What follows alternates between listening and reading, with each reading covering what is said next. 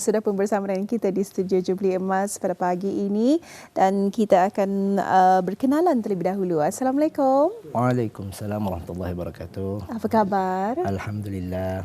Alhamdulillah. Bersama dengan kita Yang Mulia Awangku Adi Nazri bin Pengiran Haji Jofri Johan Khori bagi musabaqah membaca Al-Quran bahagian dewasa peringkat akhir kebangsaan tahun 2026 Masihi. Dan sebelum itu mungkin kalau kita ni kan berbicara lah mengenai dengan Yang Mulia Tuan Awangku Adi Nazri, mungkin dapat perkenalkan terlebih dahulu dari segi latar belakang pengajian termasuk dalam Taranum Al-Quran ini bagaimana? Baiklah, nama saya ialah Awangku Adi Nazri bin Pengiran Haji Jofri dan mempunyai kelulusan dalam bidang degree in accounting. Minat saya dalam Taranum Al-Quran bermula daripada sejak kecil lagi. Saya rasa dalam berumur 9 ke 10 tahun macam itu. Masih kecil lagi. Masih kecil lagi. Di mana saya mula mendalami asas bacaan bertajwid yang dibimbing oleh ibu saya sendiri dan terus berjinak-jinak dengan seni Taranum lah. Dari kecil lagi Is ya. Betul sekali. Ya, seperti yang kita maklumi pada tanggal 27, 28, 29 April yang lalu di mana kita telah menyaksikan 6 orang qari dan juga 6 orang qari'ah yang mewakilkan bacaan masing-masing dalam musabaqah membaca Al-Quran bahagian dewasa peringkat akhir kebangsaan tahun 2026 ini, dan alhamdulillah rezeki berpihak kepada Johan Qari kita itu yang bersama kita pada pagi ini. Jadi kita ingin mengetahui bagaimana perasaan ketika pada malam tersebut maksudnya menangi tilawah kebangsaan pada tahun ini. Apa perasaan awangku? Alhamdulillah pada malam itu saya merasa sangat bersyukur kerana diberikan rezeki inilah rezeki Johan ini dan itu untuk menganu peluang saya untuk memperdalami lagi, untuk memperbaiki lagi dengan bacaan saya sendiri selepas inilah yang akan datang. Macam itulah. Jadi kalau jenis Taranum yang dibawakan kebiasaannya dan juga sehingga memenangi pertandingan ini, mungkin dapat cerita juga sedikit. Kalau macam masa 5 tahun atau 6 tahun lepas, peserta bebas membawakan lagu apa yang mereka inginkan. Tapi semenjak saya rasa dalam 5 tahun kebelakangan atau 6 tahun kebelakangan, mereka mula meminta peserta untuk membawakan lagu wajib yang di mana kami undikan. Yang sudah dipilih? Diorang yang memilih. Diorang yang memilih. Kami kemudian diundi oleh peserta. Kalau masa semifinal, which is diadakan pada tahun lepas dalam bulan 10-11 macam itu, kami diberi pilihan untuk menyimpan di mana-mana saja lagu wajib tersebut. Tapi pada malam itu kami diberikan lagu wajib untuk disimpan pada lagu yang kedua dan juga yang ketiga, which is yang kadang-kadang jarang kita bawakan juga lah bagi peserta tu kan. Yang saya bawakan pada malam itu ialah lagu Bayati. Kemudian lagu wajib yang saya dapat pada masa itu lagu Soba dan juga lagu Nahawan. Kemudian saya menyimpan di hujungnya itu lagu Roslah, yang mana orang untuk menyesuaikan kadang-kadang keadaan ayat itu kan. Macam itulah ibunya artinya. Dan sebetulnya awangku serta auda penonton sekalian ini, kita yakin Ramizah penonton kita sebetulnya kalau boleh kita ingin mendengarkan bacaan daripada qari kita pada pagi ini, tapi memandangkan keadaan kesihatan beliau pada pagi ini tidak mengizinkan untuk beliau membacakan ataupun membawakan bacaan tersebut ya sakit maksudnya sakit Tekak ya sakit tekak jadi kita Masuk pun memakluminya tetapi kalau mengikut daripada penjelasan daripada awangku tadi bermakna sebelum ini awangku pernah juga menyertai pertandingan maksudnya musabakah ini atau ini merupakan kali pertama bagaimana? Kalau bahagian dewasa, saya mula memasuki pada tahun 2016. Oh, ya, bagian dewasa ya? Bagian dewasa. First time masuk, kemudian terus dapat ke peringkat akhir pada tahun itulah. Kemudian tahun-tahun selepas itu rezeki itu hanya sampai ke separuh akhir saja.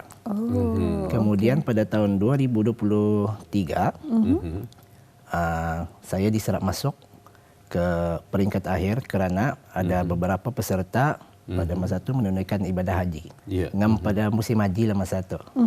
Diorang itu. Kemudian 3 teratas selepas mereka pada peringkat separuh akhir ditelepon dan diserap masuk ke peringkat akhir pada masa itu. Itu kali kedua saya masuk ke peringkat akhir lah.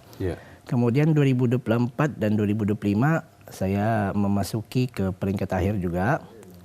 Merupakan kali ketiga dan keempat dan tahun ini pada kali yang kelima lah. Berkahnya orang rezeki cuma itulah. Alhamdulillah. Ya, alhamdulillah.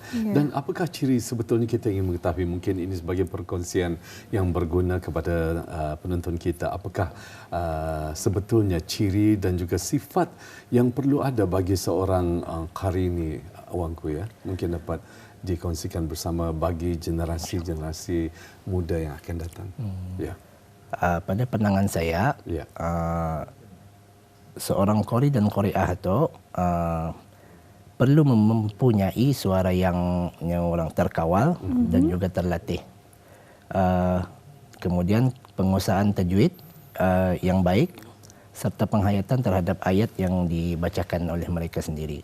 Kemudian selain daripada itu, dari segi sifat, penting untuk ada disiplin, keikhlasan dan sentiasa ingin belajar supaya kita tidak berhenti untuk memperbaiki diri dalam bacaan Al-Quran tersebut.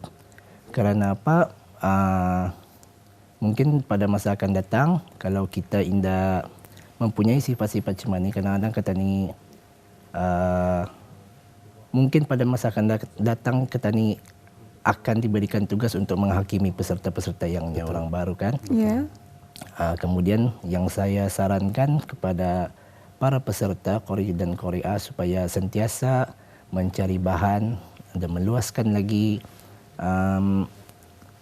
pengetahuan tentang ilmu tarannum apa tu. Supaya senang menghakimi sedikitlah. Tapi berdasarkan dengan mengikuti tajwid lah, cuma tu. Alhamdulillah. Jadi kalau awangku mengenai dengan latihan suara dan juga penjagaan suara ini kan sangat penting kalau kita ni mengikuti pertandingan sebegini ya Is ya. Jadi kalau awangku sendiri mungkin pandangan itu dapat dikongsikan juga. Kalau bagi saya kalau menjaga suara tu satu latihan cukup, tapi dia juga boleh berlebihan. Rehat yang cukup. Rehat yang cukup. Kemudian kalau saya bersukan juga kalau sebelum pertandingan atau untuk pernafasan ya. Satu untuk pernafasan, untuk stamina juga. Macam itu. Tapi kalau macam sudahnya orang dekat-dekat hari, saya berhenti seketika. Berehatlah tu. Supaya orang indah kengalihan. Pasal kalau kita ni ngalih pada hari pertandingan, suara kita ni pun akan menjadi lemah. Betul. Ketika membaca ayat tersebut. Alhamdulillah. Ya, kita yakin setiap peserta apapun dalam pertandingan ni ya, pasti ada kita ni merasa gugup ataupun gemetar ya. Terutama sekali apabila menantikan giliran kita ni untuk membuat penyampaian, terutama sekali dalam musabakah ini. Jadi macam mana mungkin ada petua ataupun cara teknik ya untuk kita ni menghilangkan rasa gemuruh ataupun rasa nervous ya. Mungkin dapat dikongsikan, ini juga penting untuk kami dan juga untuk penonton di luar sana. Apa sebetulnya mungkin ada rahsia ataupun tips yang awangku sendiri amalkan? Kalau pada pandangan saya sendirilah, menurut saya sendiri, biasanya kalau pertandingan membaca Al-Quran, biasanya saya tidak memikirkan peserta lain yang akan membaca. Baik malam pertama ataupun malam kedua. Kemudian saya fokus kepada bacaan saya sendiri kerana lagi orang bagi saya lagi itulah lagi penting untuk kita ni menjaga bacaan kita ni daripada kita ni mementingkan mendengar bacaan orang, untuk mencari kesalahan atau apa. Kalau itu macam larulah fikiran kalau itu jadi orang jadi pikiran, ingawati terpulang tu lah. Overthinking. Overthinking mostly cuma terpulang. Okay. Kemudian? Tapi saya biasanya kalau macam itu nervous tu pun saya kalau boleh saya tidak fikirkanlah benda tu. Saya anggap macam saya sendiri yang saja yang membaca. Pada macam kira untuk persembahan sajalah cuma tu. Tapi menurut itulah orang menurut apa namanya ni? Cara yang betul lah. Ya, cara yang betul lah ya. Mengikuti syarat-syarat tertentu. Macam itulah. Dan kalau kita melihat dalam bacaan Al-Quran ini kan, perlu ada tajwidnya. Betul. Dan ada kepentingannya juga untuk kita ni mendalami ilmu tajwid ini. Jadi saya pasti dan kita berdua pasti awangku pun juga perlu mengetahui perkara tersebut. Jadi bagaimana awangku, apa sebetulnya kepentingan yang boleh dikongsikan kepada penonton di luar sana mengenai tajwid membaca Al-Quran ini? Bagi penguasaan tajwid, ia adalah amat penting kerana ia merupakan asas utama dalam bacaan Al-Quran. Walaupun seseorang itu mempunyai suara yang baik dan taranum yang menarik, tanpa tajwid yang betul, bacaan tidak juga akan sempurna dan tidak tepat. Oleh itu, tajwid perlu sentiasa diutamakan bagi memastikan bacaan Al-Quran kita itu dibaca dengan betul dan terpelihara. Pada pandangan saya macam itulah. Ya.